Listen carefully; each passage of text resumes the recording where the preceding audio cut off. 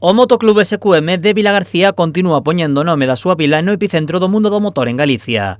O equipo organizará xunto co Motoclub A Peroxa e a colaboración do Concello o primeiro campeonato enduro de Vilagarcía. Esperamos que a xente que veña a velo, temos dúas cronos que están moi cerca unha da outra. Unha vai ser no antigo punto limpio, bueno, o antigo vertedeiro, que era do Pouso Doiro, e donde era o seguinte, que era o campo de golf antigo do Pazo Rubiáns. Entón, as dúas cronos están moi cercas, son os puntos principales onde a xente pode ir a velos, donde está con constante afluencia de pilotos. Debido á previsión de choiva, espérase que o circuito sexa máis complicado, o que o fará máis vistoso. Non porque este a chover vai deslucir o tema, non?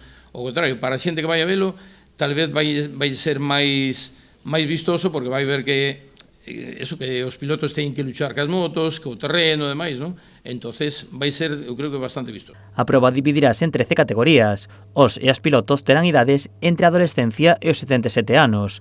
A de Vilagarcía será a última proba do campeonato galego. Entre os favoritos destacan a categoría Enduro 1 o vilagarcián Carlos de Besa. Pensamos polo menos poder ganar a categoría de Enduro 1 e despois temos outros pilotos que están competindo tamén do club na mesma categoría e en outras categorías, non?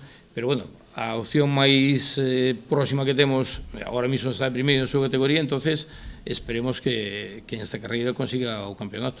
Dende a Federación Galega mostraron a súa satisfacción porque Vilagarcía se sumase ao calendario galego.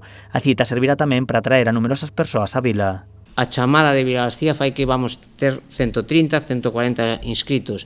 Todos estes inscritos non son galegos, son xente que está vindo que ven de Galicia, xente que ven de Madrid, algún xente que se desplaza de Portugal e que ao final o que consigue este circo que nos facemos é un movimento que va un pouco máis ao lado deportivo, non? Que é o que buscamos. A proba terá lugar o domingo 27 a partir das 11:30 da mañá e rematará ás 5:30. Unha vez rematado, celebrarase a entrega de premios.